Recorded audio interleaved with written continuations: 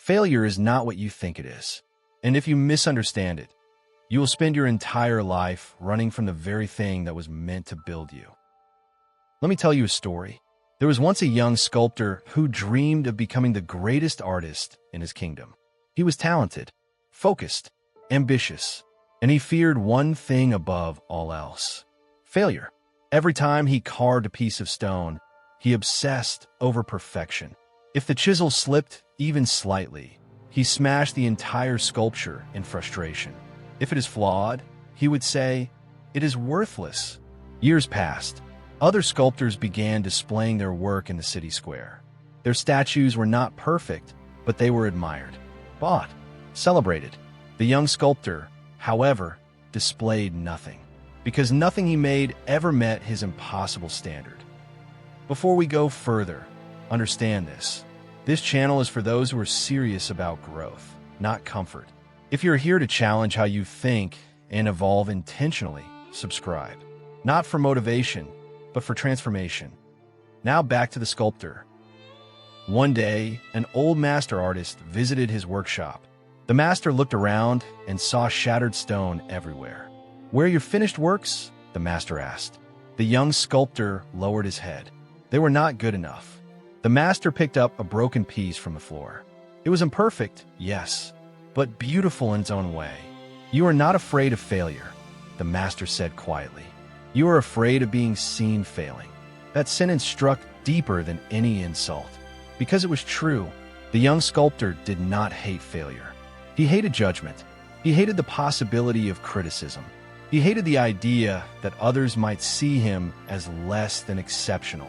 So he destroyed his work before the world ever could. Pause here for a moment. Be honest with yourself. How many opportunities have you shattered? Not because you weren't capable, but because you were afraid of not being perfect. Failure was never the enemy. Ego was. The master continued. "Do you know why my statues stand in the square?" he asked. The young sculptor shook his head. "Because I failed publicly, repeatedly, and I allowed those failures to teach me." He walked toward an unfinished sculpture in the corner. With steady hands, he carved a bold line across it, intentionally imperfect. The young sculptor gasped. "You ruined it." The master smiled. "No," he replied. "I freed it." You see, failure is not the destruction of progress. It is the shaping of it, but only if you allow it. The sculptor had believed that every mistake erased his worth. But in truth, every mistake was revealing where he needed refinement. Failure is feedback. Failure is friction. Failure is instruction. But pride turns it into humiliation, and fear turns it into paralysis. Let me ask you something directly. Where in your life are you avoiding action because you are afraid of failing in front of others? Is it starting a business? Speaking up? Posting your work? Ending a relationship? Changing direction? If this story feels personal, don't ignore that feeling. Comment the word building if you're ready to start seeing failure differently. Make the decision visible. Because here is the truth most people never understand. The master was not braver than the young sculptor. He simply redefined failure. Where others saw embarrassment, he saw education. Where others saw rejection, he saw redirection. Where others saw the end, he saw iteration. The young sculptor made a decision that day. Instead of smashing his imperfect statues, he placed one in the city square. And people criticized it. They noticed its uneven edges. They questioned its proportions. They compared it to others. And it hurt. But something unexpected happened. A child stood in front of the statue and stared at it in awe. "It looks strong," the child said. "Not perfect, strong." And for the first time, the sculptor realized something powerful.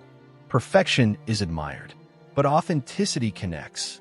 From that day forward, he stopped chasing flawlessness. He chased growth. He allowed his work to evolve publicly. He studied feedback instead of fearing it. He improved with each visible mistake.